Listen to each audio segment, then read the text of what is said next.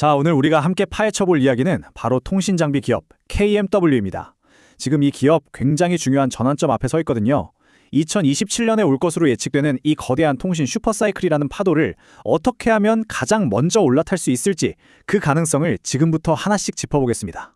주식시장에 정말 중요한 원칙이 하나 있죠. 바로 주가는 실적을 기다리지 않는다는 겁니다. 지금 KMW를 둘러싼 상황이 딱 그래요. 2027년에 엄청난 실적 성장이 보이니까 똑똑한 투자자들은 이미 뉴스가 터져 나오기 한참 전부터 움직이고 있다는 거죠. 그래서 이번 분석의 핵심, 결론부터 딱 말씀드리자면 이겁니다.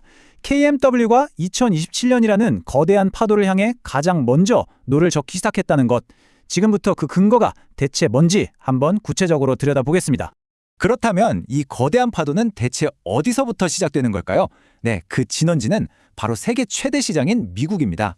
자, 이 거대한 투자의 서막이 어떻게 열리는지 한번 보시죠. 2025년을 기준으로 해서 2026년 6월에 미국의 대규모 주파수 경매가 그야말로 신호탄을 쏘아 올립니다. 그리고 바로 이어서 AT&T를 필두로 통신사들의 공격적인 투자가 본격적으로 시작되는 거죠. AT&T가 던진 숫자는 정말 파격적입니다.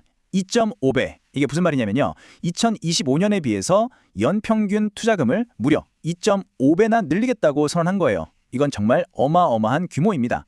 이게 바로 시장에서 말하는 도미노 효과라는 겁니다.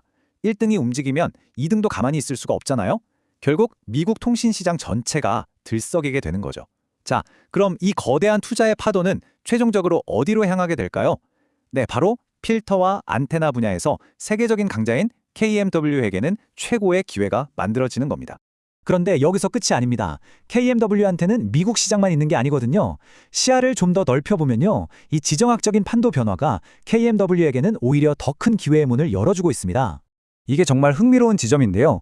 보통 지정학적 리스크라고 하면 악재잖아요. 그런데 KMW에게는 이게 엄청난 호재가 되고 있다는 겁니다. 미국이 중국 통신 장비를 제재하면서 생긴 그 거대한 빈자리를 채울 가장 유력한 대안으로 바로 KMW가 떠오른 거죠.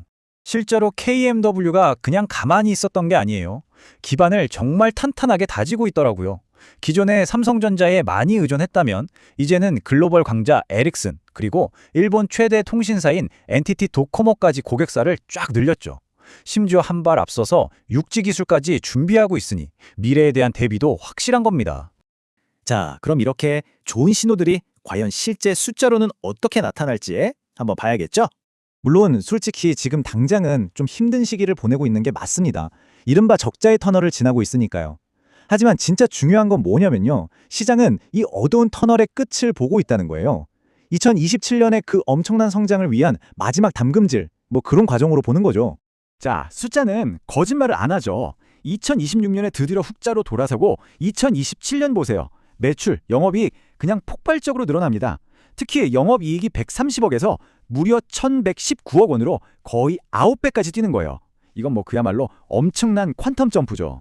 이런 전망이 있으니까 당연히 분석가들도 가만히 있지 않겠죠. 목표 주가를 5만 원으로 딱 제시하고 있습니다. 지금 주가를 생각하면 상승 여력이 상당하다고 보는 겁니다. 여기서 우리가 2019년의 교훈을 한번 되새겨볼 필요가 있습니다. 그때 KMW가 흑자 전환했다는 뉴스가 나왔을 때 이미 주가는 어떻게 됐을까요? 바닥에서 무려 8배나 올라 있었어요. 역사는 반복된다고 하죠. 2027년 실적이 발표되기도 전에 시장에 훨씬 먼저 움직일 거라는 아주 강력한 신호입니다. 자, 그런데 이렇게 장밋빛 전망만 이야기할 수는 없겠죠. 모든 투자에는 그림자가 있으니까요. 이제는 좀 더 냉정하게 우리가 반드시 체크해야 할 리스크는 뭐가 있는지 한번 살펴보겠습니다. 아무리 순탄해 보이는 항해라도 물밑에는 우리가 모르는 암초가 있을 수 있습니다. 단기적으로 어떤 파도가 칠 수 있는지 미리 알고 있어야 대비할 수 있겠죠. 우리가 좀 주의 깊게 봐야 할 리스크는 크게 3가지 정도로 볼 수 있습니다. 첫째는 단기 실적이에요.